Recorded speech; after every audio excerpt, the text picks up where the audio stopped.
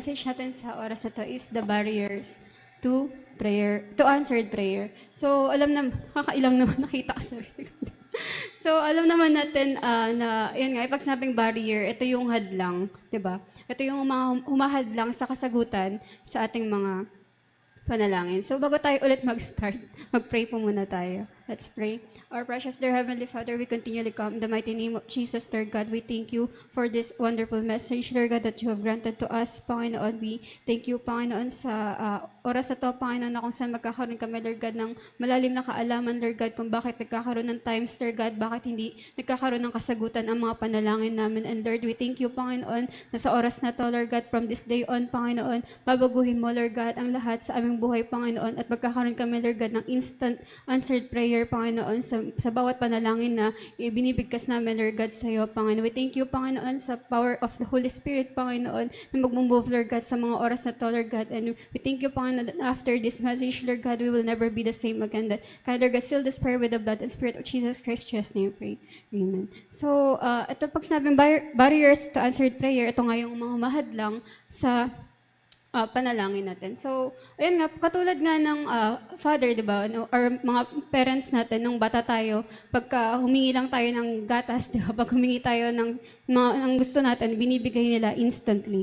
And same thing din sa ating Heavenly Father, desire niya rin na sagutin yung mga panalangin natin every time na tumatawag tayo sa Kanya.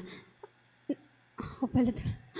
So prayer is much more than our coming to God and making requests for Him. Yung pagtawagan natin sa Panginoon, hindi lang siya basta na nagpe-plead lang tayo ng mga pangangailangan natin o lumalapit tayo sa mga bagay na gusto nating matanggap or dahil nasa in trouble tayo, ganun, kaya tayo lumalapit sa Panginoon. Kundi yung prayer din nga ay a precious experience of communion and worship, getting to know our Father and ourselves better. Diba? Yung paglapit sa Panginoon, ang pinaka-purpose talaga nun is gusto natin makilala ng malalim pa yung Panginoon and magkaroon ng deeper relationship sa Kanya na parang desire mo na magkaroon ng heaven on earth habang nandito pa lang sa lupa. So next, prayer is one of the highest privileges we have in the Christian life and God delights in answering our prayer. Diba? Yung makatawag ka pa nga lang sa Panginoon, grabing pribilehiyo na, di ba? Parang nakakalungkot nga kasi parang sa prayer meeting talaga, onti lang yung number na pumupunta sa church. Somehow kasi naisip nila parang yung siguro through discouragement din na mga hinarap nila na parang tumawag sila sa Panginoon pero wala namang instant solution, walang instant answer. So somehow na parang na-dishearten sila kaya parang makikita natin na yung prayer meeting, though it is yung lungs of the church, pero ito yung pinakaunting pinupuntahan. Dahil tingin nila, wala namang power sa prayer, di ba? And parang natitake for granted dahil hindi naiintindihan kung paano ba magkakaroon ng kasagutan agad instantly sa prayer. And di ba, nakaka-bother isipin na parang sa presidente, di ba? Kumbaga parang, let's say parang si Trump, di ba? Meron siya, meron 7 billion sa account niya, di ba? Pero, kumbaga mayaman siya. And may mga ganon, di ba, na pagka humarap sa presidente, instantly, kung anong i-request niya, pwede magkaroon ng kasagutan sa i-request niya. And ganon din sa Panginoon. Kung tatawag lang talaga tayo, di ba, with a clean heart, ay sasagutin din ng Panginoon yung mga panalangin natin. So, sabi nga, kung sa Bible, di ba, kung tayong mga sinful people, di ba, ay marunong magbigay ng regalo sa mga anak natin, di ba, paano pa yung Heavenly Father natin who give good gifts to those who ask Him, di ba? Tayo, di ba, may sinful nature tayo, di ba, minsan selfish yung personality natin, pero marunong tayo maging giver, especially itong Christmas, di ba, nakikita natin yung reflection nun. Pero how much more yung nag-create sa atin, di ba? Mas paano pa magbigay yung Diyos yung Diyos natin na nasa langit. Pero despite nga na yung Diyos nga is mabilis naman talaga siya sumagot sa mga panalangin natin. Nakakalungkot na may tinatawag nga na problem, 'di ba? Or great problem of unanswered prayer. So ayun yung kumbaga pinaka-struggle, 'di ba? Sa bawat from day to day natin, di ba, na minsan parang nakakatamad mag-pray kasi parang wala namang solution, parang ang tagal. May mga times na nag-pray ka ba na umaabot ng years, wala pa rin kasagutan, di ba, sa panalangin mo. So, alamin natin kung ano yung mga bagay na nagiging cause ng bakit tayo nagkakaroon ng mga unanswered prayer. So, we say, di ba, sinasabi natin na God always answers prayer. He either he says yes, no, or wait. Diba? Sinasabi niya, yung Panginoon sumasagot ng yes, no, or wait. Pero, alam niyo ba na pwede pala sumagot ang Panginoon instantly sa mga panalangin natin kung tama lang yung magiging prayer natin. So, sabi nga, this is a rather shallow way of dealing with the problem of unanswered prayer. Pag sinabi natin na yung Panginoon is sumasagot ng yes, no, or wait, parang pinapabaw natin yung reason kung bakit nade-delay yung kung bakit hindi agad nagkakaroon ng instant answer yung Panginoon sa atin. And sabi nga, totoo nga na it is true, diba, that God sometimes delays in answering our prayers kasi yung timing niya is different from ours, diba? Iba yung timing ng Panginoon sa iniisip nating timing niya, timing natin, di ba? So, may mga times na nagmamadali tayo, katulad nga nito sa life ni Lazarus, di ba? Yung kapatid niya, minamadali na siya. Kumbaga, ina-expect nila si Jesus na dumating agad sa scene na yon, di ba? Na i-heal yung kapatid nila. Pero 4 days nang dead, di ba? Si Lazarus, saka pa dumating si Jesus. And mula doon, di ba, binuhay ni Jesus si Lazarus. Nung nakarating na siya sa lugar na yun, ni-raise up niya si Lazarus. And in this, diba, the Lord delayed because His timing was not right for God's purposes to be fulfilled, diba? Parang sabi nga sa isang song na favorite ko dati, parang He's 4 days late, pero yung timing ng Panginoon is not yours or mine. Parang hindi magkaiba yung timing ng Panginoon. And lagi siyang may greater reason bakit may mga prayer tayo na delayed yung answer, pero alam natin, sumasagot pa rin yung Panginoon. And sabi nga, yung timing, God sometimes delays or denies a particular request because He has a greater blessing waiting for us. Laging ganun. Ako din na-witness ko sa mga pagpa-pray ko ng ilang beses kasi hindi ko na ma-share kasi hindi man ako parang eloquent or mag-pray sa public. Pero pag sa personal life ko, marami din akong ginagawang prayer na ginagawa kong kaibigan talaga yung Panginoon na sinasabi ko sa Kanya lahat ng needs. And nakita ko siguro hindi enough yung oras na meron ako dito para mag-share, para i-share ko sa inyo lahat ng mga times na in-answer ng Panginoon, na may mga times minadali ko si Lord i-answer yung prayer ko, pero yung pagde-delay niya sa mga prayers ko, naging maganda. Kumbaga, naging beautifully, parang ganun, na-answered prayer. Ganun yung ko i-describe na mas naging maganda pa yung resulta. Parang sa movie, di ba? Pag the more na paprolong, parang nagiging maganda yung flow. Kumbaga, nagkakaroon naman ng kasagutan sa ending yung mga questions mo, ganun. Pero anyway, ayan, may mas better lagi si Lord na reason bakit niya dinedelay yung mga blessings niya. And parang katulad nga rin tayo ng isang bata, di ba, na may toy, and gusto natin ibigay na ng magulang natin itong bagay na to, di ba? Pero yung magulang natin may mas greater pa palang ibibigay sa atin. And same thing din sa Panginoon, ganun din siya na pag may mga parang siguro prayers tayo na ilang years na pero wala pang kasagutan, mas magugulat ka na lang biglang sinagot ng Panginoon, di ba? Kung kailan hindi mo na ina-expect or kung kailan sobrang hinang-hina ka na saka pa dumating yung prayer na yon. And sabi nga, ito yung mga sample ng mga God gives greater than we expect, a bigger miracle. Like for example, si Mary and Martha, di ba, yung kapatid nila, namatay na. Di ba, yung kapatid nila na dead na.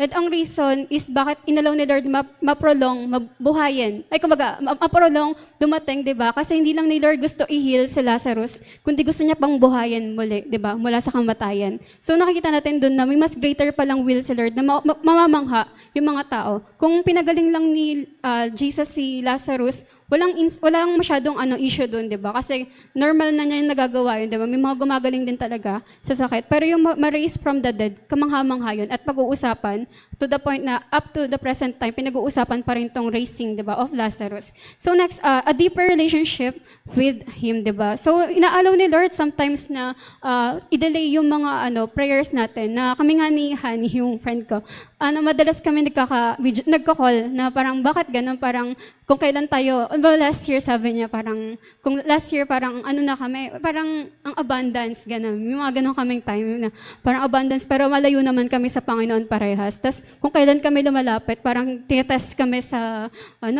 sa financial namin, parang sabi namin, ba't ganun, parang kung kailan ko lumalapit nga sa Panginoon, bakit parang doon natetest yung, parang yung, basta natetest yung faith namin sa Panginoon, ganun. Pero na-realize ko nga din dito, sabi ko, pero ang difference naman nito, 'di ba? Last year, oo, abundance nga tayo, pero malayo naman tayo kay Lord. Pero this year, dahil nga nangangailangan tayo, mas lalo tayong kumakapit sa Panginoon dahil alam natin without Him, di na natin alam kung paano tayo makaka-survive. And ayun, nagiging cause na parang naglilin ka lalo sa Panginoon. Every time na may testing ka or may mga times na parang hindi mo na kaya, tinetest ka ng Panginoon dun for the sake na mas mag-depend ka pa sa Kanya, di ba? Yung insecurity mo or anumang yung kinakatakutan mo, di ba? Nalilid yan, nafe-feel mo yan, nararamdaman mo yan, naiisip mo yan para mas lumapit ka pa sa Panginoon. Next, protection from something we don't see, di ba? Parang may mga times na nagmamadali tayo, pero, or nilalagay natin sa kamay natin, di ba? Yung, for example, may nakasakit sa atin, di ba? Nilalagay natin yung vengeance sa kamay natin, di ba? And nag-ending, ikaw pa yung naging masama dahil nilagay mo sa kamay mo yung batas, di ba? And parang may time nga din na dito sa church, pagpa-uwi na kami ni A after service, naiinip ako dyan. Sa stoplight, naiinip ako. So sabi ko, ano ba yan? Bilisan mo na. Nagaganon kasi A. Pero kasi sobrang init. Pero may time na, pauwi na kami, biglang pagkarating namin sa may biker banda, may na-aksidente na babae. Parang nagkabungguan silang motor. Ganun, nasasahig sila. Fresh na fresh pa. Like what if kami yung, kumbaga, nakarating kami agad, kung di nag-stoplight, tapos nakarating kami agad dun, what if na-involve kami dun sa pangyayaring yun? Kasi nasasahig pa yung dalawang babae. Tapos sabi ko, ba yan? Parang may mga times na, parang iniingatan lang tayo ng Panginoon sa mga delays na nangyayari na parang gusto natin rush, pero may protection palang ginagawa si Lord behind. And a better plan than the ones we're asking for. Kumbaga, may better job, di ba? Parang, basta marami din akong experience na, kumbaga, pagka kami ni A, parang may mga prayers ako na, parang dati, basta may mga in-answer si Lord when it comes yan sa job, sa relationship, yan sa opportunity, di ba? But God may have something better aligned with His will. May mas better pang plan si Lord, bakit nangyari yan, bakit ka nasaktan dyan, or bakit naging toxic yung company na pinagtatrabuhan mo, di ba? Tapos no choice ka, kailangan mo umalis, then paglipat mo, mas mataas pa pala yung salary. So may mga ganong pangyayari na next spiritual growth rather than quick comfort, di ba? Na parang paano ba i-share? May times na parang may prayer ako na Lord, like, parang samain. Pero parasahan mo nga. Sabi ko, parasahan mo nga yung mga nakasakit sa puso ko, ganun. Kasi parang di ko naman yan akalain, ganun, na mararanasan, ganun. Pero instead, sabi ko, Lord, baguhin mo sila, kasi bakit ganun, ganyan, ganyan. Pero nag-end up na, hindi sila binago ng Panginoon until now. Hindi sila nag-sorry kung nasaktan nila ako or kung na-damage nila ako, ganyan. Wala silang ginawa na move, di ba? Kundi nagmatapang pa sila lalo. Pero alam niyo yung nangyari, di ba? Ang maganda doon ay ako yung binago ng Panginoon. And through that, pag ginawa ko, sabi ko, Lord, sige, tulungan mo akong malaman anong mali din sa akin. And na-realize ko, ang dami ko palang pagkakamali din na, oo nga, parang yun, somehow nabago yung attitude ko, nabago yung personality ko, and nag-lead to sa mas naging better person or better Christian dahil sa mga times na dinelay ni Lord yung answer sa buhay ko. And ayun, minsan ina-answer ni Lord yung prayer natin pagka wala na tayong nararamdaman, 'di ba, na any pain sa tao na nakakos ng harm sa atin. Kundi pagka kumbaga pag pinarusahan na sila ng Panginoon, naawa ka na. Ayun na yung side effect. Ibig sabihin, hindi ka binago na ni Lord yung heart mo. So next, a testimony that blesses others. Like Lazarus, 'di ba? Yun nga, dinalay ni Lord, yung sabi ko kanina, 'di ba? Kung hindi pag-uusapan yung pangyayari kay Lazarus, yung pag-raise niya from the dead, kung hindi ginawa ni Jesus yun, di ba? Kung hinil lang siya, walang issue yun, di ba? Pero yung ni-raise siya, naging big deal siya. And same thing nga din na parang nung colon cancer ako noong 2017, 30 days akong nasa deathbed. And sabi ko, Lord, ba't ang tagal, sakit? Tapos 1 hour lang lagi tulog ko per day. Tapos walang kain for 30 days dahil hindi na tinatanggap ng tiyan ko. Tapos wala na lakas. As in totally, colon cancer. Di ba? Cancer na yun. Parang kumbaga ang lala na talaga. Pero dinelay ng Panginoon kasi doon nga sa dating church, laging kumbaga na-witness nila na talagang pawala na ako sa mundong to, ganun. Pero nung dahil nga sa na-witness nila yun, tapos nabuhay ako, di ba? Kumbaga, nakasurvive akong wala doon. Ginagamit nilang testimony yun. Na sa tuwing may nararamdaman sila sa katawan nila, inaalala nila yung days na nakita nila kung ganun. And nagiging living testimony yung pangyayaring yun. Na may mga times na parang, oo nga, parang hindi ako nagpa-ospital noon, di ba? Ang dami rin hindi nagpa-ospital simula noon. Dahil nanalig sila sa Panginoon na kaya ng Panginoon mag-heal. Siya yung great physician, di ba, sa ating mga buhay. So, diyan natin makita, di ba, na trials only come to make us strong, di ba? Na lahat yan nangyayari, di ba, sa buhay natin, na nagkakaroon ng reason bakit may mga delays or may mga times na hindi ina-answer ng Panginoon, it is for our own good. So next, even when we are praying in the Lord's will, we may have some requests changed or delayed for our good, but these are still forms of answered prayer. Yung mga times na parang sa ibang ways, in-answer ng Panginoon, form of answered prayer pa rin yun. So the Bible teaches us that there are times when God does not hear or answer our prayers. Despite parang sabi ko nga, may mga times, di ba, na parang pinag-pray mo ng todo pero walang kasagutan. Kayo nakakaalam na, di ba? Lahat tayo may personal prayer na pinag-pray mo tapos wala talagang kasagutan. Either siguro para sa akin yung mga kumbaga na-care group ko dati, mga na-ministeran ko dati, or yung baguhin ng Panginoon yung mga taong parang naging blinded, ganyan, or basta gano'n, pero hanggang ngayon parang walang answer. And parang yun nga, may reason, di ba? Sabi, these unanswered prayers are not caused by His inability to hear or respond, but are the result of barriers that we have erected in our hearts. Ito yung ang reason bakit may mga prayers tayong hindi na-answer instantly is because tayo yung nag-build ng walls para hindi ma-answer ng Panginoon yung panalangin na yun. And alamin natin, di ba? Malalaman na ba natin? Sabi, the problem of unanswered prayers is really our problem, not God's, di ba? Yung problema, ba't di na-answer yung mga panalangin natin? Ang totoo, tayo yung problema at hindi yung Panginoon. So, wag natin sisihin yung Panginoon, di ba? Every time na may mga times na hindi in-answer ng Panginoon yung prayer natin dahil gusto ng Panginoon, kumbaga mag-heart check tayo, di ba? Kung ano ba talaga yung kalagayan ng puso natin, bakit hindi nagkaroon ng kasagutan yung prayer natin. So next, the Lord will not answer prayer just to pamper us, di ba? May mga times na parang hindi tayo aware, hindi pala na-align sa will ng Panginoon yung hinihingi nating panalangin, di ba? Yung prayers natin. Kaya hindi nagkaroon ng kasagutan. Or parang mamaya, kung mamaya ka sabihin. Next, basta may mga time na hindi ina-answer ng Panginoon for some reason na baka maging pagka sinagot, let's say, pinag-pray mo, maging billionaire ka, di ba? Baka hindi ka na tumawag sa Panginoon. Di ba? Pag binigay sa'yo ng Panginoon yan instantly, baka maging mayabang ka. Baka hindi ka pa ready, di ba? Baka magmayabang ka sa Diyos pag natanggap mo agad yung mga ganyan kalaking amount, di ba? So, may mga moment na dinedelay ng Panginoon. Like, di ba, parang sa basta, yung sa Pilipinas na nangyayari doon. Anyway, next, maghahalo sa isip ko. So next, while He knows and sees everything and is all-powerful, God will not answer our prayers if they are out of His will or inconsistent with His nature.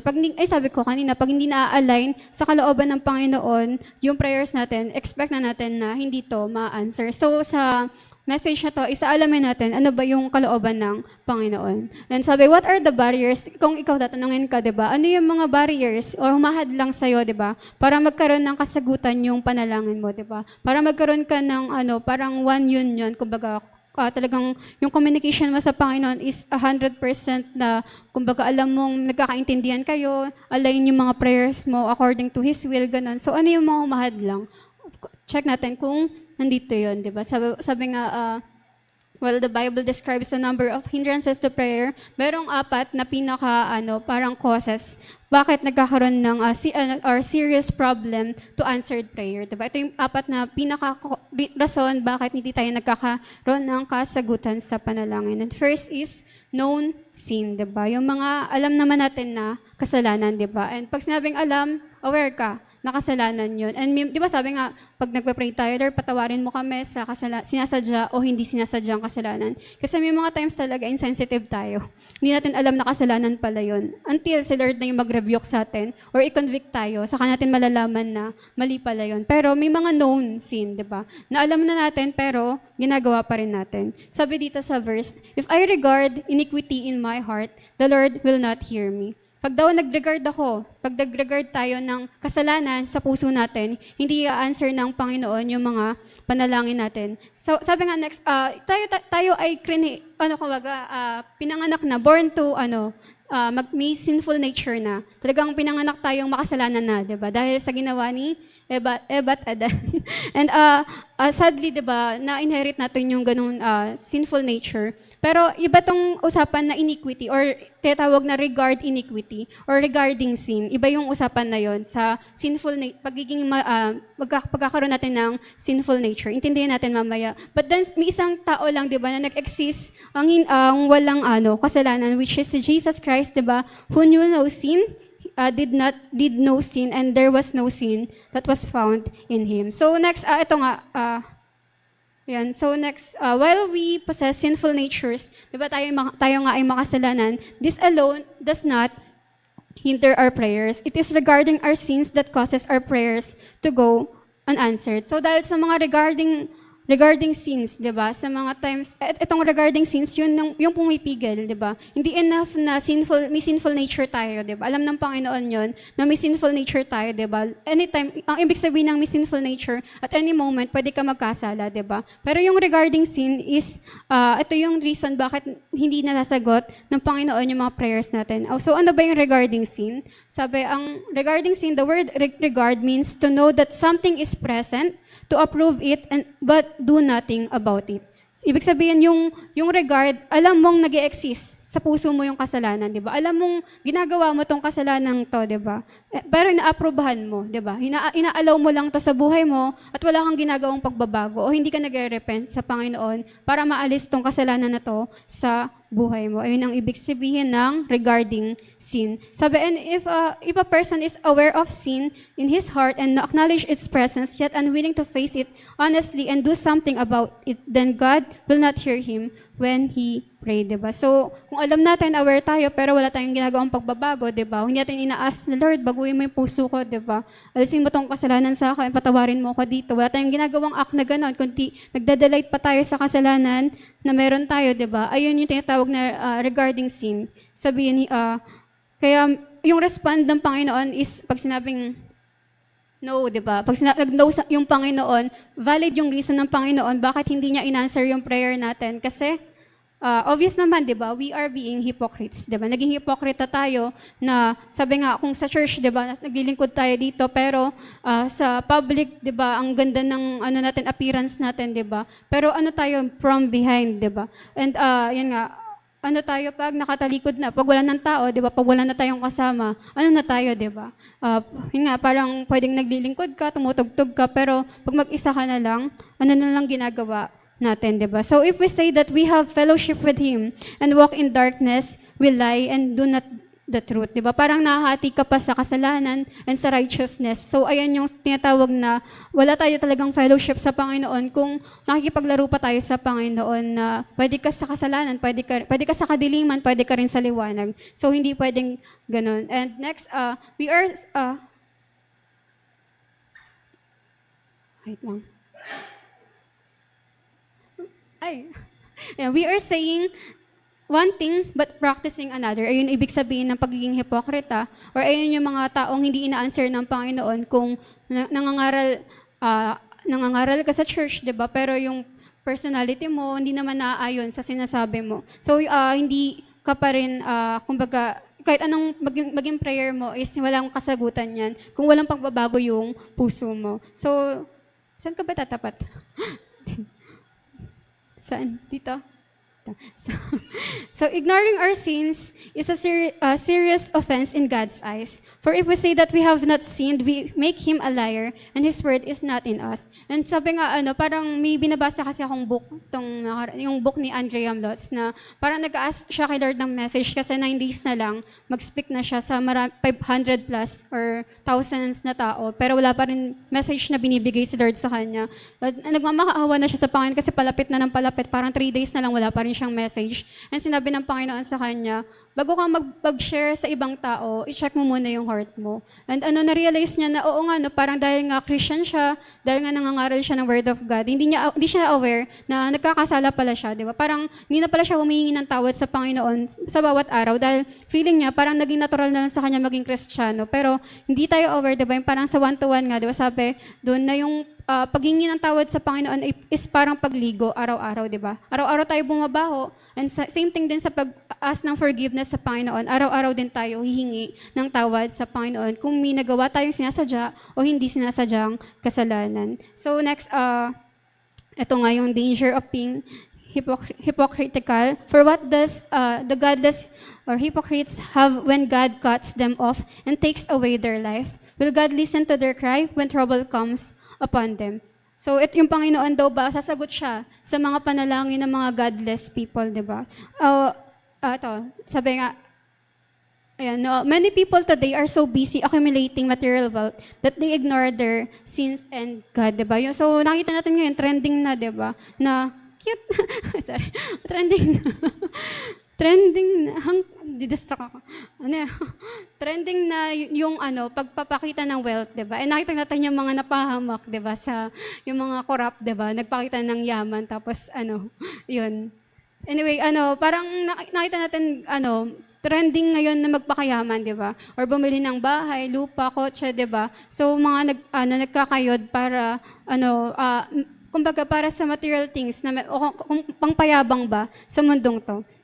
And ayun nga, to the point na wala na silang oras para sa Panginoon. And yung nga sabi ko nga pa, nung tinapik ko yung hell dati, parang, nung kailan lang, parang, oo nga no, parang maraming tao na magmamakaawang, kumbaga yung mga sa impyerno, magmamakaawa sila magkaroon ng second life kung alam lang nila, di ba, na ayun yung haharapin nila sa impyerno, di ba? And yung mga taong hindi nabibigay ng oras sa Panginoon. So, yun, marami nagbibigay, busy, di ba? But then some, dumating yung time, di ba? Either sa afterlife, di ba? Dadating yung time lahat ng tao, di ba? Every knee shall bow. Na dadating yung time na magmamakaawa tong mga tao, di ba? Or may mga taong tumatawag pag endangered lang. Pag nasa kapahamakan na sila, di ba? Saka lang sila tumatawag sa Panginoon. Saka mo lang din kami.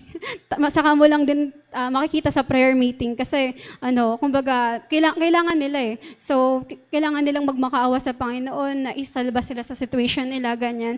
And sabi tingin niyo ba yung mga taong kung kailan nasa deathbed na or kumbaga nasa afterlife na, saka pa sila tumawag sa Panginoon, tingin nyo, didinggin pa sila ng Panginoon, di ba? Siyempre, hindi, because sabi nga, di ba, parang sabi ng Panginoon, dati gusto kong lumapit ka sa akin, pero hindi mo ginawa. Tingin mo ngayon, di ba, papakinggan kita. So, masakit na salita yon mula sa Panginoon. And next, when we are regarding or cherishing unknown sin in our hearts, the Lord will not hear or answer our prayers. Tandaan natin yun, na pag kami mga moments sa life natin na kumbaga nagda-delete pa tayo sa kasalanan na to, ayaw natin i-let go yung kasalanan na to, yung kahit anong maging panalangin mo ay magiging abomination lang sa Panginoon. And so to cherish a sin means to practice it secretly, to think about it, to enjoy the memory of it, to be unwilling to face it honestly, 'di ba? So may mga nga 'di ba, talamak nga 'di ba, yung ngayon hindi na kinakahiya ngayon yung porn 'di ba? Pero dati sa mga kaklase kanan, nasa secret files pa nila sa phone, 'di ba? Yung mga ganong kasalanan. So anyway, may mga ganon na talagang to the point na kaya pa i-download. Hindi lang nasa porn site kundi kaya pa i-download, ilagay sa secret files. Ngayon talamak na kahit wala na secret files, 'di ba? So ano ba yung mga ano pa ba yung mga kasalanan, 'di ba? Yung addictions sa mga makamundong bagay, 'di ba? Marami 'yan. And tayo yung nakakaalam kung ano yung mga kasalanan na to. So we must not allow sins to remain in our lives and in this manner, but must deal with them drastically, di ba? Talagang kaya nga tayo may song, di ba? Purify my heart, di ba? Lord, ilinisin mo yung puso ko, ayusin mo yung puso ko, di ba? Talagang nagpapa-cleanse tayo sa Panginoon, hinahayaan natin na yung Panginoon yung mag-dwell sa heart natin. Dahil, ayun nga, ganun kalala, yung nagagawa ng kasalanan or left unaware, di ba? Malala na pala yung nagagawa nating kasalanan kung hindi tayo nagpapacheck sa Panginoon ng condition natin. So next, sabi nga din sa Bible, di ba? If your right eye is causing you to stumble, pluck it out, di ba? Kung yung mata mo, di ba? Through pornography, addict sa social media, di ba? Or material things, di ba? Mas maigi daw tanggalin na lang, di ba? Or yung kamay nagkakasala, di ba? Gumagawa ng mga pagnanakaw, ganito, ganyan. Maraming cause, di ba?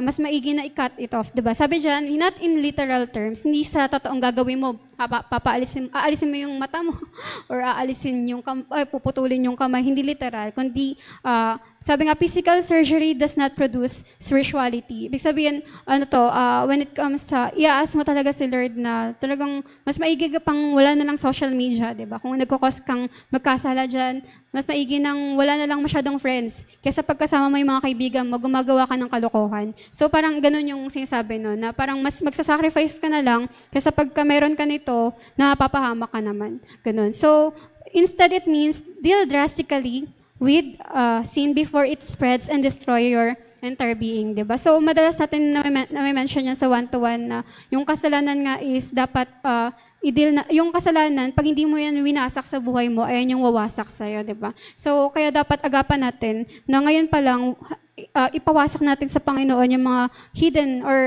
hidden sins sa buhay natin, yung mga bagay na ikaw lang at ang Panginoon ang nakakita at nakakaalam, pati yung demonyo na nag-aano sa'yo, gawin yun. So anyway, when we come to God in prayer, we need to have a time of confession and cleansing first, di ba? So, ayun yung importance na paglalapit tayo sa Panginoon is naghingi tayo ng tawad talaga. As in, genuine yung paghingi natin ng tawad sa Panginoon dahil sa mga nagawa nating kasalanan sa Kanya. So, para magkaroon din tayo ng new heart. So, if we confess our sins, He is faithful and just. Ayun nga, diba? Kagandahan sa Panginoon, habang nabubuhay pa tayo, diba? He is faithful and just to forgive us our sins and to cleanse us from all our unrighteousness. And even nga, kahit ang mga righteous priest, diba? Sa Old Testament, na bago sila makapasok sa most holy place, diba? Ay may laver na tinatawag na kailangan dyan sila naghuhugas ng kamay, meaning, di ba, kailangan nila magkaroon ng cleansing muna bago sila humarap sa Panginoon. So, in order for us, di ba, na magkaroon ng kasagutan sa mga panalangin natin, kailangan din natin na magkaroon ng spiritual cleansing, di ba, mula sa lahat ng nagawa natin na kasalanan. So, also, you and I need to have cleansing. Wash us, may maging prayer natin, and I shall be whiter than snow. So, next naman is, one is sin, known sin.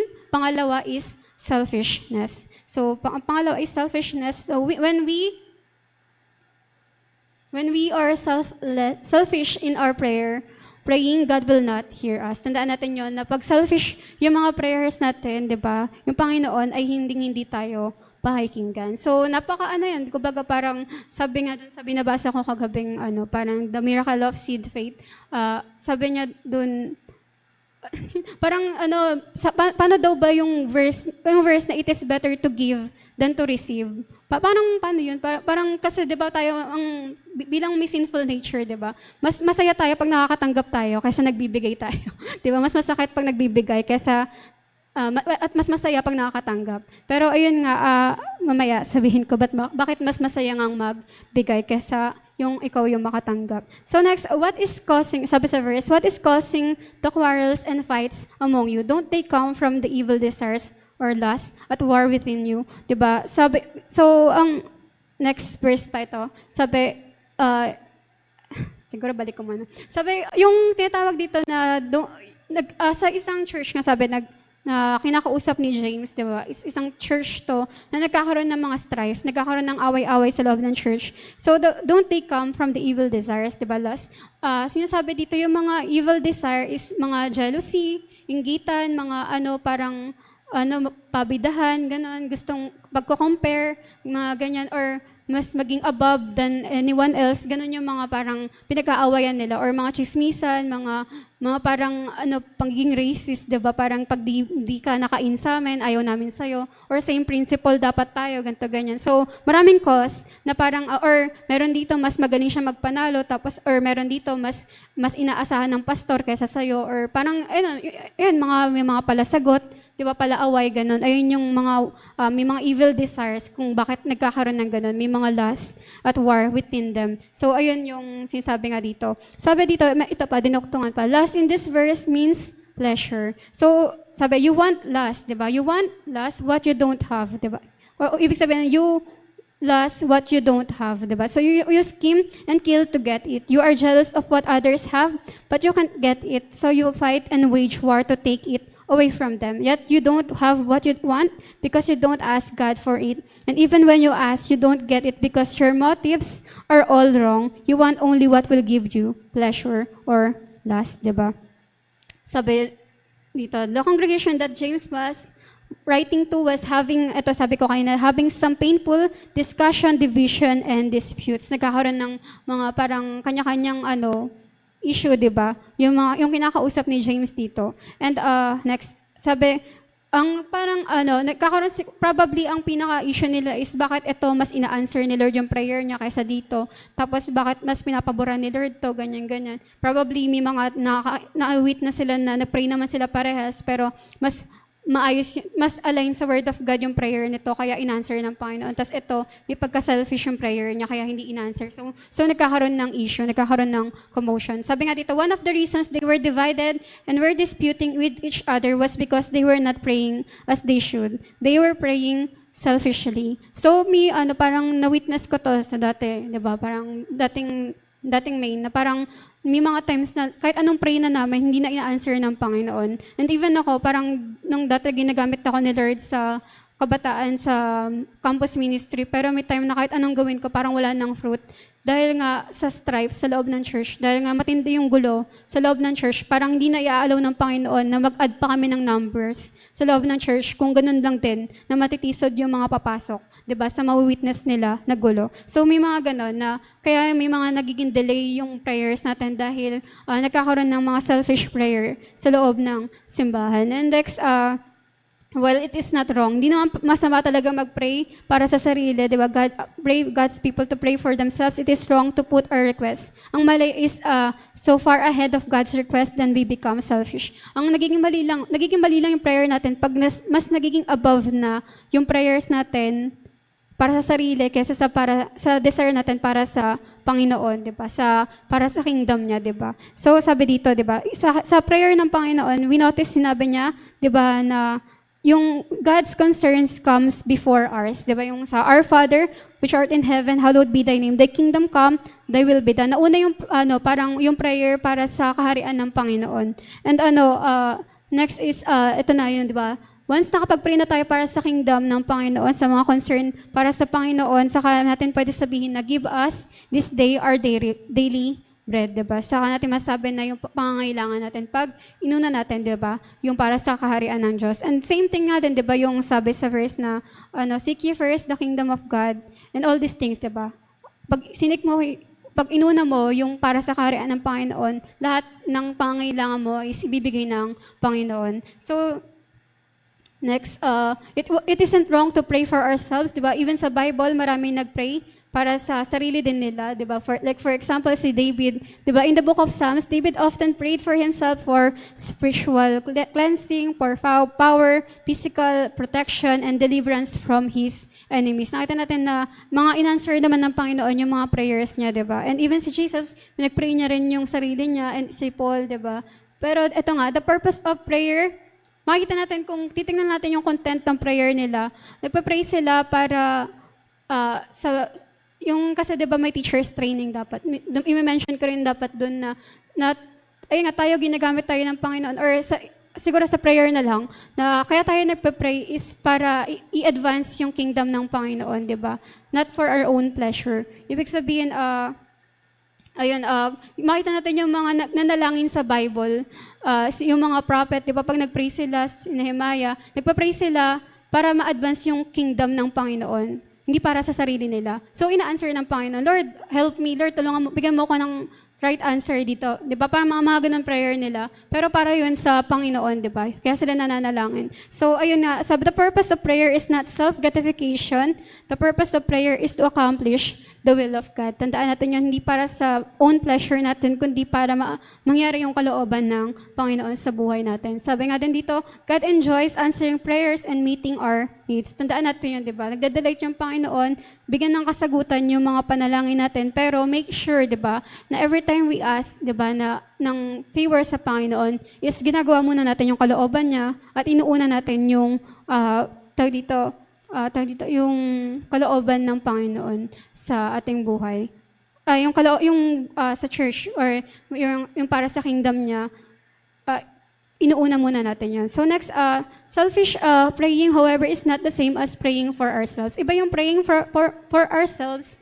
Ang praying for ourselves, ibig sabihin nito is, nagpa-pray ka na, Lord, like for example, Lord, bigyan mo nga ako ng, parang, pa nagsalita ako gusto ko maging campus minister, maging evangelist. Pero Lord, pag nag-speak ako, tulungan mo ako magsalita, ganun. Nagpa-pray mo para magamit ka sa kaharian ng Diyos, di ba? Pero ang mga selfish prayer is, Lord, bigyan mo naman kami magandang kotse, di ba, para makapag-travel kami sa ganito, ganyan, di ba? Or bigyan mo naman kami ng magandang bahay para makasabay naman kami sa mga tropa namin, di ba? Sa mga kaibigan namin nasa ibang bansa na ganyan. May mga selfish prayer is yung ganun. For your own good, di ba? For your own advancement. Ayun yung difference ng selfish praying sa praying for ourselves. So next is, what are the evidences of selfish praying? Ito na, we become hard to live with, di ba? Ang hirap natin pakisamahan, ganyan. Ayun, parang kumbaga pagka nagkaroon ng fundraising sa church, ang hirap mong hingan, 'di ba? Kahit meron ka naman, hindi mo mabigay, 'di ba? Kasi gusto mo lang parang miniisip mo, pangbili ko pa ng ganito to, ng ganyan, 'di ba? So next is, we are constantly fighting and disputing with others. Yan, nakikipag-away, ganyan, na parang angatan, ganyan. So next is, we also want our pleasures to be fulfilled, 'di ba? Gusto natin yung kalooban lang natin, yung gusto nating mangyari, 'di ba? Na Lord, parang Lord, gamitin mo nga ako sa parang evangelism, tapos makapagdala ako ng maraming dito, lost, 'di ba, sa church. Tapos para i-acknowledge ako ni pastor, 'di ba? Para maging leader din ako dahil magaling ako sa gantong bagay. So may mga ganun. Example lang 'yan. So we are not interested in glorifying God, only pacifying ourselves para lang ma-magnify yung sarili natin. Or ang pinaka-sole purpose nga nito is praying is to satisfy our own pleasures and desire. Sabi nga next, ito pa, yung example, when how we pray selfishly without realizing it, na hindi tayo aware, selfish na pala yung prayer natin. When it comes sa money and blessings, when you pray for more money just so you can enjoy it all for yourself. Diba? Nagpa-pray ka na magkaroon ng maraming pera para makabili ka ng ganito, ganyan. Pero hindi mo nasama na dapat mabigyan mo rin yung ibang tao o yung mga nangangailangan, diba? O yung especially sa church, diba? Sa mga pangangailangan sa simbahan. When you want God to bless you but you don't want to bless others, diba? So mapagpalain ka pero ayaw mo mag-bless ng iba. When you want God to give you everything but you don't want to share anything, diba? And when you want God to give you more but you never thank Him for what you already have.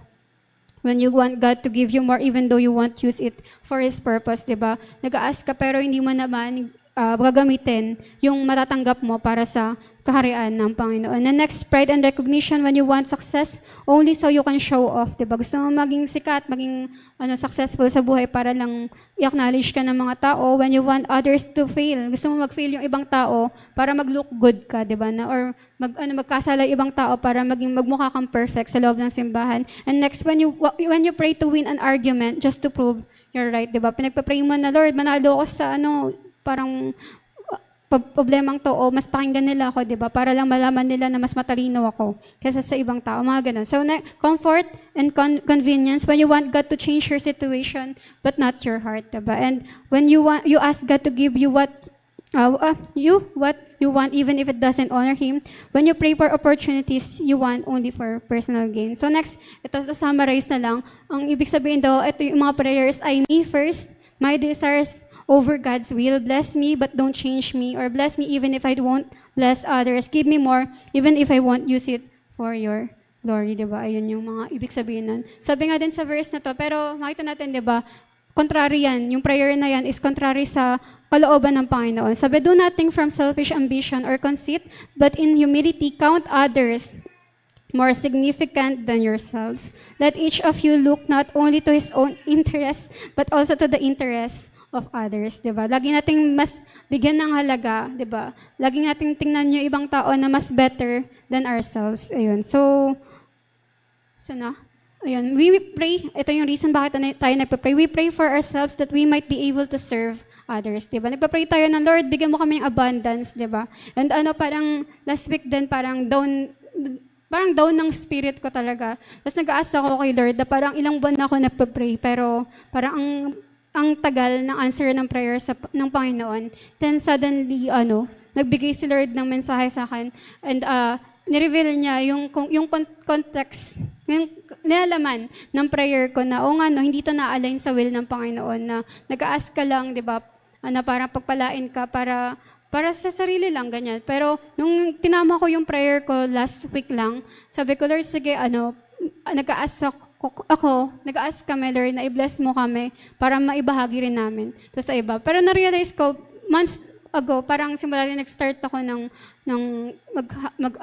mag-share ulit or mag-handle ulit, diba, ng mga kabataan. Parang naisip ko, parang mas prefer ko kasing kami yung, kumbaga, nakakapagbigay kami ng amount ng food or para sa mga, kumbaga, own pocket, kumbaga, yung ganun yung heart ko. Sabi ko, ang galing, tinatama na ni Lord yung heart ko na dati, gusto ko lang magkapera para masustain kami, diba? Pero nung tinatama na ni Lord yung heart ko na, Lord, para makatulong kami sa ministry, ganyan.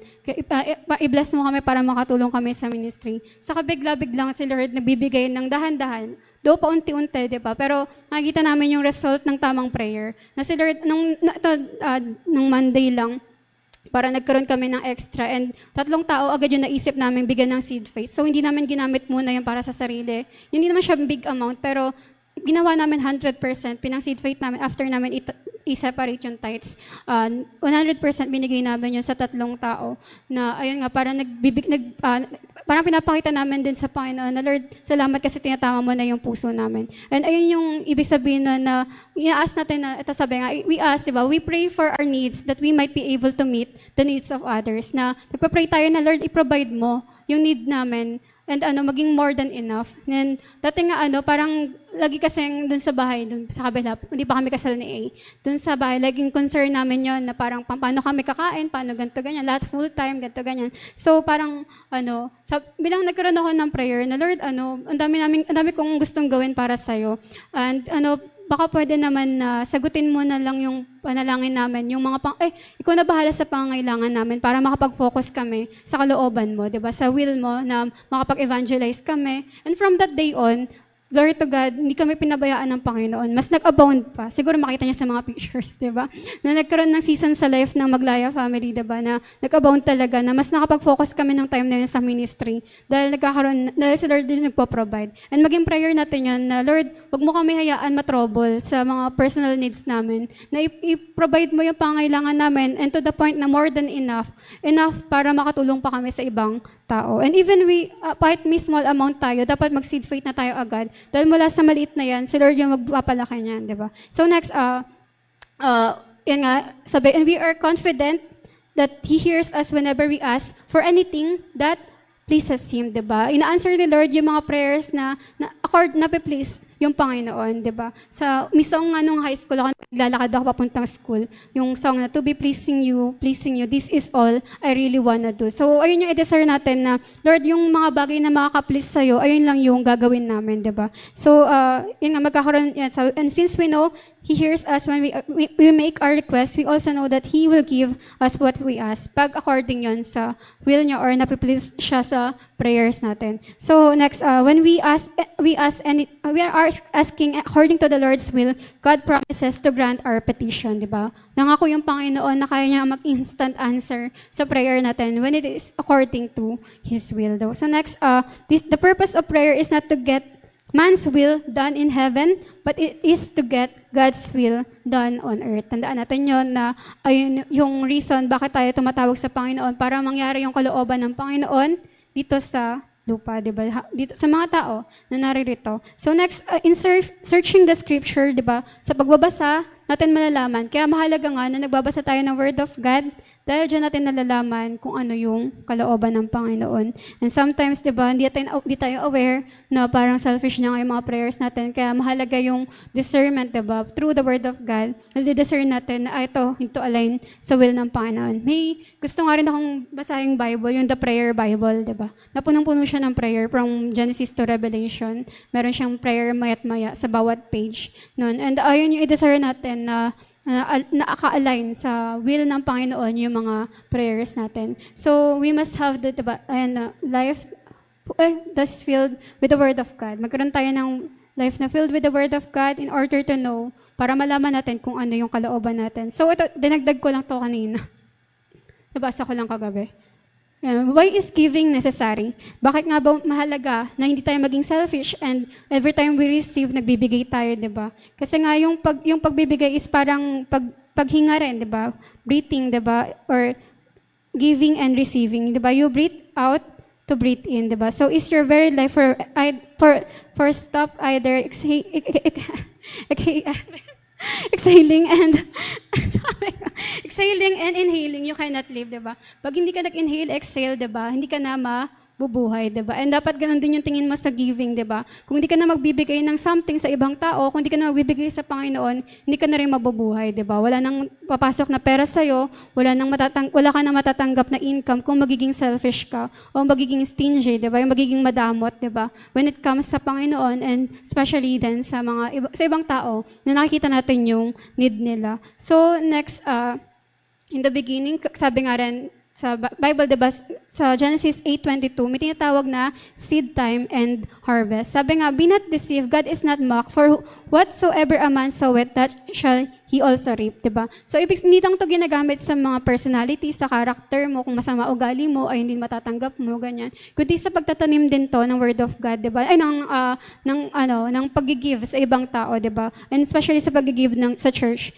Kung ano yung amount na binigay mo sa church, diba? Or anong amount na binigay mo sa ibang tao, ayun ang din yung matatanggap mo. So, kaya parang kung may mga times na parang nakita mo, grabe nila bigyan si ganito ng ganyan, baka ang personality niya is giver siya. Giver siya sa Panginoon and giver din siya sa ibang tao. Kaya pinaprosper siya ng Panginoon at minamahal siya ng mga tao. So, dapat tayo din matuto tayo magtanim through giving, diba? Tinatawag nga tong seed faith. Matuto tayo magbigay sa church, diba? Sa pangangailangan sa kaharian ng Panginoon and sa ibang tao din, diba? Na, yun nga, mag-delight tayo na mas maging masaya. Ito nga sabi nga, parang may nabasa ako sa book, kay Charles Spurgeon dati. Sabi niya, kung magiging selfish ka, maging cheerfully selfish, parang ganun. Na sa pagiging selfish mo, parang magbibigay ka sa ibang tao dahil alam mo naman, ang mangyayari is babalik sa'yo yung binigay mo. Ganun. So parang i-desire mo magbigay para makatanggap ka rin na mas malaki, ganyan. So ayun yung parang si Oral Roberts din, diba? Sabi nga, siya kasi yung author ng book na binabasa ko kanina. Na parang sabi niya nga, walang-wala siya, nag-start siya sa ministry. Pero alam naman natin na may ORU, diba? May university siya. Ngayon, dahil prinasper talaga siya ng Panginoon. And ang reason is, ayun nga, natuto siya sa pag-seed faith, sa pagbibigay kahit walang-wala na siya. So, dapat maging challenge din sa bawat isa yon na maging giver din tayo. Sabi nga din si Jesus, di ba, makita natin sa gospel na ang lifestyle niya of Jesus was giving. Lagi siya nag-give, di ba? Nag-give ng healing, nag-give ng food, di ba? Nag-give ng spiritual needs, di ba? Lahat. He is the water, di ba? Fountain of life, di ba? Lahat. He is the bread of life. Ang daming names ni Jesus na pwede natin i-claim, di ba? Pwede natin tanggapin at lahat yun ay gifts niya. Lahat yun is form of giving. Kaya kung we desire to be Christ-like, dapat maging giver din tayo katulad ni Jesus. At mas maging masaya sa atin magbigay kaysa ang makatanggap, di ba? Dahil bakit it is more blessed to give than to receive? Kasi pag nagbigay ka, magmumultiply pa ng 100-fold yung matatanggap mo. Kaya mas masaya ka. Kung masaya yung nabinigyan mo, pero dahil nga, ang tawag doon yung parang cycle ng pagbibigay is babalik sa'yo, mas magiging masaya ka. So kaya pala it is more blessed. Kasi mas magpapalain ka pag nagbigay ka. Kaya magbigay na po tayo sa Panginoon. So next, din sa Luke, sumobra na ba? Din sa Luke 6:38, diba? Sabi sa Bible, sa NLT, TPT version, ang ganda lang. Sinabi dito, give generously, and generous gifts will be given back to you. Shaken down to make room for more, abundant gifts will pour out upon you with such an overflowing measure that it will run over the top. The measurement of your generosity becomes the measurement of your return. Sabi dito, ang natawa lang ako dito sa sinabi, shaken down to make room for more. Yung parang kung sa bigasan, di ba, ginaganon mo pa siya para magkasya pa sa bigasan. Let's say, 20 kilos, ganyan. Tapos ang size is 25 kilos, tapos gaganon mo pa siya para bumaba pa kasi, para magkasya pa. So parang ganun pala yung kayang gawin ng Panginoon, siksik, liglig, at umaapaw talaga, na kailangan mo pang i-shake para bumaba pa yung blessing na matatanggap mo every time you give or generously. So sabi nga rin sa verse, sa isang kanta, diba? Sabi, what's that you have in your hand? Diba? I can use it if you're willing to lose it. Kung ano yung nasa kamay mo, maliit ba yan, diba? Parang kagaya ba yan sa yung widow woman sa Bible, diba? Na maliit na amount lang yan, diba? Kumbaga last food na nila yon pero binigay pa nila sa prophet. Diba? Ano yan, diba? Nasa kamay mo ngayon, ilus mo yan, diba? Ibigay mo yan, diba? Para sa Panginoon or sa ibang tao, diba? Sabi nga din dito, take the little you have and make it grand. He will take the little that you have and it will be grand, diba? And for He is El Shaddai. Sabi ng Panginoon, I am El Shaddai, and I'll more than supply your need, diba? Magbibigay si Lord ng greater pa sa meron ka sa ngayon. Kung ibibigay, iaalaw mo lang malus yan sa'yo, yung natitirang meron ka para sa Panginoon. So next is disagreement in the home. Yan yung mga pag-aaway-aaway nga. Yan, sabi nga din sa verse na to, diba? Na dapat yung sa mga mag-asawa na kasi, di lang ba mag-asawa dito? Yung sa mag-asawa nga din, or siguro i-consider na natin sa family, di ba? Napakahalaga sa loob ng church, nagkakaroon ng pagkakasundo-sundo, di ba? Dahil nga sabi, kung hindi maayos yung treatment, di ba, na mag-asawa sa isa't isa, yung prayers nila will be hindered, di ba? Or kumbaga, kung hindi maayos yung trato, or pag maayos yung trato, di ba, our prayers will not be hindered. So, maging maayos yung treatment nga. So, sabi dito, ano daw ibig sabihin ng hindered? It means to break up a road so that the army can't get through. So, yun ibig sabihin na kumbaga parang, ito yung example. Okay. Sa ancient warfare, dati pag may mga war, ginagawa nila, tinatabunan nila yung daan, binabagsakan nila ng puno o ng mga rocks para malito yung kalaban nila or yung kabilang kampo, 'di ba, na kung asan ba talaga yung kalaban nila, ganun. Ayun yung ibig sabihin ng hinder. Hindi makakatuloy pagka may harang, ganun. So ayun daw ibig sabihin din ng pag every time na nagkakaroon ng pag-aawayan sa loob ng bahay, 'di ba? Either sa magkapatid or sa mag-asawa, 'di ba? O sa magulang, pag nagkakaroon ng gulo, nahihinder yung prayers sa form ng ganito nga, 'di ba? Parang nagpuput sila ng barricade or ng harang, 'di ba? Sa Panginoon na hindi makakadalo yung pagpapala dahil sa dito sa awayan. Ayun yung nagagawa ng hindi maayos na tratuhan sa isa't isa or walang respeto sa isa't isa. Napaprevent yung answer ng Panginoon sa mga prayers nila. So napakahalaga nga daw sa pamilya, ayan, pamilya na lang siguro, na may that we live together, di ba? Or nagbabasa rin tayo ng, gusto ko na dyan.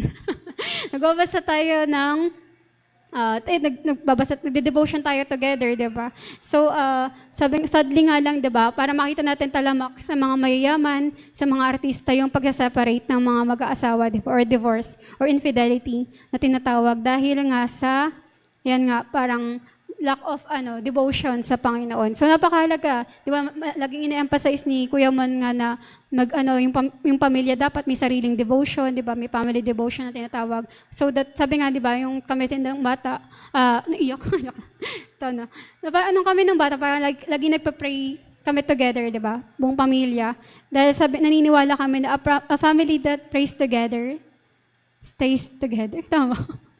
Yun, so naniniwala kami sa prayer na ayun yung sa amin, makapagpatatag. So next, we must build our marriage, di ba, our family sa foundation of the love of Jesus Christ and our faithfulness to Him.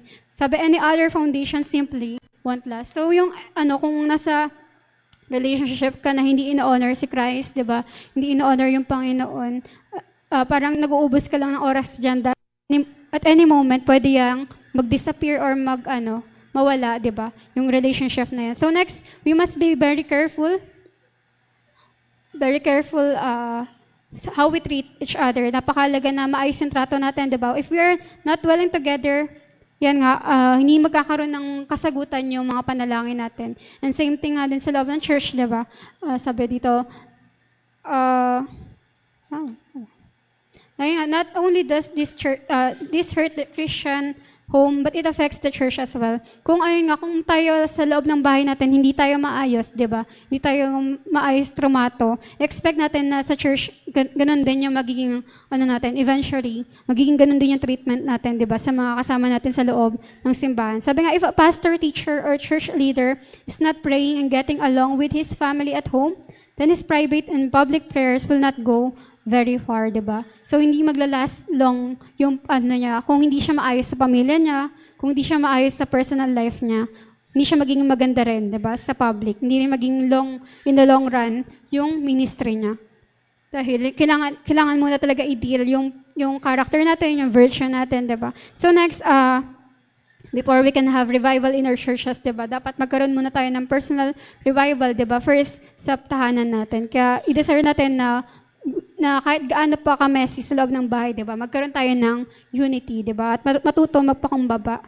And so next, we must begin reading the Word of God and praying together at home para sa ministry, mas maging malaki yung impact natin, di ba? And so lastly is rejection of God's Word. So ano yung first? Unknown sin. Pangalawa, selfishness. Pangatlo, ano yung pangatlo? Di ko rin alam. Ano pangatlo? Yung ako nagturo. Ha? Asan ako? Tulog pa ba ako? Wala kaming tulog na eh. Masyado kaya. Ano sabi ko? Ano yung pangatlo? Disagreement. Ayun, nakakatawa. Naka-live pa naman tayo. Paki-delete nga. So, yun nga is, lastly is rejection of God's Word. So, ayun nga, sabi dito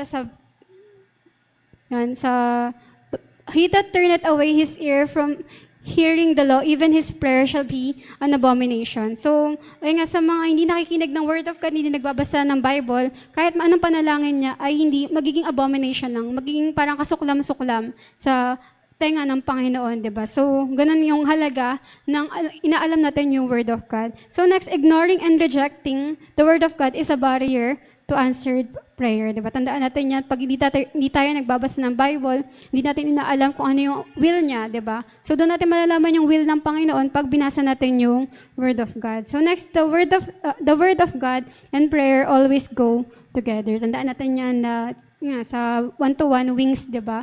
Na left and right, kailangan natin gawin yan parehas. So next, sabi sa Bible, Jesus said, if you remain in me and my words remain in you, you may ask for anything you want and it will be granted, diba? So, kung yung mag-remain ka sa Word of God, kung magbababad ka sa Word of God, magkakaroon ng answer yung prayer mo. And even sa early church, diba, they pray together and they read the Word of God, diba, together. So, next, the Word of God and prayer must go together because the Bible reveals to us, diba, sa Bible mo malalaman yung God's mind, heart, and will, diba? Ano yung kalooban niya, ano yung tamang prayer nasa loob ng Word of God. And sabi nga din dito, once we know this, we can then claim His promises, His will, and His provision for our needs. Okay. Ayan, malalaman natin yung kalooban ng Panginoon, saka malalaman natin paano niya ipoprovide yung needs natin. Malalaman natin yung strategy, diba? Para magkaroon ng answers sa prayer natin. So next, prayer is not something we do ourselves. Prayer is the result of the Spirit of God using the Word of God, amen, in our lives. So, yun, sabi nga sa mga nag-reject ng Word of God, hindi papakinggan ng Panginoon yun, di ba? It would be violating, di ba? Sa mga taong ayaw yung Word of God, bina-violate, hindi pwedeng i-violate ng Panginoon yung command niya, di ba? So napakahalaga na lovers din tayo ng Word of God. Sabi nga din dito, di ba? Bakit mahalaga na alam natin yung Word of God? Sabi dito, so then faith comes by hearing and hearing by the Word of God. So pagka nagiging doubtful ka na, parang di mo na alam paano magkakaroon ng kasagutan yung mga prayers mo o yung mga iniisip mo, isang reason is alam na natin na hindi ka siguro nagbabasa ng Word of God, ng Bible, di ba? Kaya bumababa yung faith mo. Sabi nga, yung faith is na-feed siya every time na nagbabasa ka ng Word of God. Kasi sa Bible mo malalaman, di ba? Ito yung verse na to. Pagka may pangailangan ka sa Bible mo malalaman yung, My God shall supply all your need according to His riches in glory by Christ Jesus. And Jesus said, with man it is impossible, but not with God. For with God all things are possible. Pero kung hindi ka nagbabasa ng Bible, di ba? Paano mo malalaman yung mga promises ng Panginoon, di ba? Paano ka lalakas, di ba? So kailangan mo sa mga season na down ka, kailangan mo na mapanghahawakan at yung Word of God lang dapat yung panghawakan natin dahil ito lang yung hindi mag-fail. So unfortunately, sadly, di ba, He is not always able to do so, yung i-answer yung mga prayers natin dahil tayo yung nagkukos, naglalagay ng barricade, di ba, through sin, di ba, through doubts, yung sin, di ba, nakalpaloob na doon yung mga pagiging doubtful, fearful, di ba, yung mga ganon. So, hindi niya magagawa yun kung may sin of doubt ka, di ba? Sin na pagiging fearful, ganyan. So, ano yung prayers na nahihinder, di ba? Dahil sa personal sin natin, di ba? And dahil hindi tayo nagbabasa ng Bible, dahil may kaaway tayo, ganyan. And dahil, ano yung isa? Next, so last, refusing to confess. Ito pala yun. Refusing to confess and forsake known sins in our lives, di ba? First, known sins in our lives. Second, praying with selfish motives. Harboring disagreement. Third, harboring disagreement in the home. And fourth, ignoring the Word of God are all barriers to our prayer lives. So, ayun yung apat na humahadlang sa kasagutan sa panalangin natin na dapat natin ihingi ng tawad sa Panginoon, di ba? At ihilingin sa Panginoon na itama yung puso natin, di ba? Itama yung isipan natin, itama yung schedule natin, discipline para makapagbasa tayo ng Word of God at itama yung puso natin, di ba? So, lastly, let's examine our hearts and lives and ask God to tear down some of these barriers. Yan, mag-pray tayo maigi na i-break ng Panginoon lahat ng umahadlang sa mga kasagutan ng panalangin natin. So, ayun lang. I pray na magkaroon tayo ng pagbabago, di ba? Magkaroon ng change sa mga buhay natin through this message na magkakaroon tayo ng maraming breakthrough dahil magkakaroon na tayo ng tamang panalangin from day to day. So, let's pray po. Let's pray. Our precious dear Heavenly Father, we continually come in the mighty name of Jesus, Lord. We thank you, Lord God, sa mensahe, Panginoon, na pinagkaloob mo sa amin, Lord God, kung saan, Panginoon, nagkaroon kami ng hope, Panginoon, na magkakaroon, Lord God, ng kasagutan ang aming mga panalangin. If this is, Lord God, if our prayers are according to your will, Panginoon. We thank you, Father, Panginoon, sa pag-cleanse din ng heart namin, ng hearts namin, Panginoon, sa pagbabago ng aming mga buhay, Panginoon, sa pagbabago ng aming mga puso, Panginoon, ng aming isipan, Panginoon. Help us, Lord God, na hindi na magkasala, Panginoon, sa'yo, kung hindi na magkaroon ng mga bagay, Panginoon, na alam namin, Panginoon, na nakakasugat ng puso mo, Lord God. Help us, Lord God, to live a holy life, to shun the wrong, and do what is right, Lord God. We ask, Father, Panginoon, na baguhin mo ang aming mga puso, para magkaroon din, Lord God, ng kasagutan ang aming mga panalangin. Maging alisin mo yung pagiging selfish namin, Panginoon, kung ano man yung mga bagay, Panginoon, na hindi ka nalulugod, Lord God, sa mga prayers namin. Tulungan mo kami ma-discern to, Lord God. Tulungan mo kami maitama to, Panginoon. And we ask, Lord God, we pray, Panginoon, na tulungan mo na i-desire namin, Panginoon, na pagpalain mo kami para makapagbigay din kami ng blessings, Lord God, sa ibang tao, Lord God. Na we ask, Panginoon, na magkaroon ng daluyan ng pagpapala, Lord God, sa mga buhay namin upang makapagbigay din kami, Lord God, sa mga nangangailangan, especially, Lord God, for the advancement, Lord God, of your kingdom, Lord God, and even sa mga taong nakasakit sa amin, Lord God, sa mga may disagreement kami, Panginoon, sa mga may mga hindi kami, Panginoon, kaayos, Lord God. We pray, Father, Panginoon, na bigyan mo kami ng humility, Lord God, to ask for forgiveness, Lord God, sa mga tao na nakasakit sa amin o nasaktan namin, Lord God, to ask, Lord God, na magkaroon ng humility, Lord God, alisin mo yung mga pride sa aming mga puso upang mag-flow, Panginoon, ang blessing mo, Lord God, sa aming mga buhay, Lord God. And we ask, Lord God, that we desire, Lord God, to live in the Word and stay in the Word, Panginoon, na tulungan mo kami, Panginoon, magbabad sa iyong mga salita upang mas lalo pang tumaas ang pananampalataya namin sa iyo, Lord God. Maraming salamat, Panginoon, sa mensahe na ibinigay mo, Panginoon, sa mga oras na to. And we thank you, Father, Panginoon, sa lahat ng promises mo, Panginoon, sa Word of God. And we claim it in the name of Jesus, Lord God. Maraming salamat sa lahat ng gagawin mo. And I pray, Panginoon, sa bawat buhay, Panginoon, na naririto at sa mga nakikinig, Panginoon, na yung mensahe, Panginoon, ay magkaroon ng impact ang mensahe na to. And I pray, Panginoon, na i-meditate namin ito mamaya, Panginoon, i-search namin ang aming mga hearts, Panginoon, Panginoon, at alamin namin, Panginoon, kung according to your will pa ba, Lord God, ang mga panalangin namin, Panginoon. We thank you, Father, Panginoon, and we ask, Panginoon, na ikaw, Panginoon, ang patuloy na magpala, Panginoon, sa mga anak mo na nandito, Panginoon, at mananalangin, Panginoon, at bigyan mo nga nawa, Panginoon, kami ng kasagutan sa lahat ng aming mga panalangin, not to our will, Panginoon, but according to your will, Panginoon, kay Lord God. Seal this prayer with the blood and Spirit of Jesus Christ. In Jesus' name I pray. Amen.